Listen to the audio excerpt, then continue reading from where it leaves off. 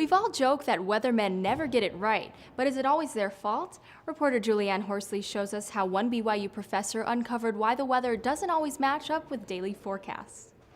Okay, so it's happened to us all before. We get up early in the morning, we check the weather, and then we walk outside and it's completely different. So does that mean the weatherman was wrong? I met up with Professor Crockett, who says that this weather difference may be something that they can't see. For mechanical engineering professor Julie Crockett, she's got a thing for waves. I love waves because I think they're really fun. I like riding waves, I like surfing. But this time, she's got her eye on waves invisible to the human eye. I think they're really fun to study internal waves because they're these really cool three-dimensional, they propagate vertically and horizontally, and they have lots of energy associated with them. So we actually knew, and researchers for many years have known, that they are important to understanding climate and weather. Internal waves can be found in the atmosphere and ocean, and they're created when different densities in their mediums mix together. When they mix together, that's where you get all of this energy. And not only are these internal waves important for studying climate and weather, Crockett says that these hidden waves can actually make the weatherman seem wrong. The reason the weatherman has such a tough time is because there's so many things going on in the atmosphere. They're actually doing a fantastic job, but one of the things that is hard to account for are these internal waves that we study. You don't really see them because they're all just within the atmosphere, but they can carry lots of energy. Crockett says these waves are hard to see even with some of the measuring techniques available today. And if the weatherman overlooks these internal waves and where they go, it can make the bigger picture seem a little off. Enough to be wrong about today's weather. It's very hard to pick up all of these changes because there's lots of waves going on. So meteorologists can definitely see some of the larger changes, and they know that they exist, but it's very hard to see all of the interactions and to predict where they're going to go and what they're going to do because there's just so many of them.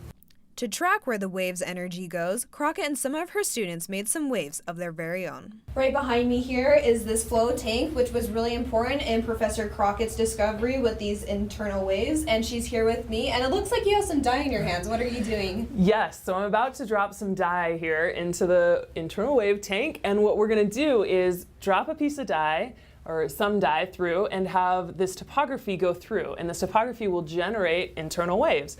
And you'll be able to see them because the dye is going to oscillate back and forth. So let's just do that and see what happens.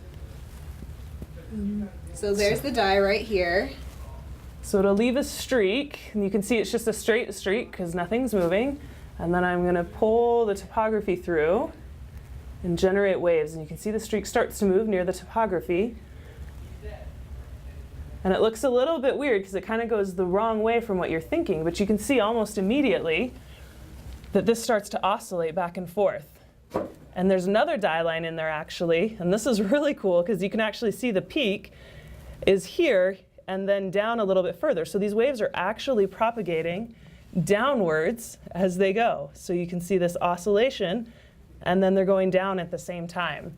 So they aren't just going horizontally, like if it was on the free surface, they're actually going down and horizontally. So you can see this is going to oscillate back the other way. And these are really slow waves coming through.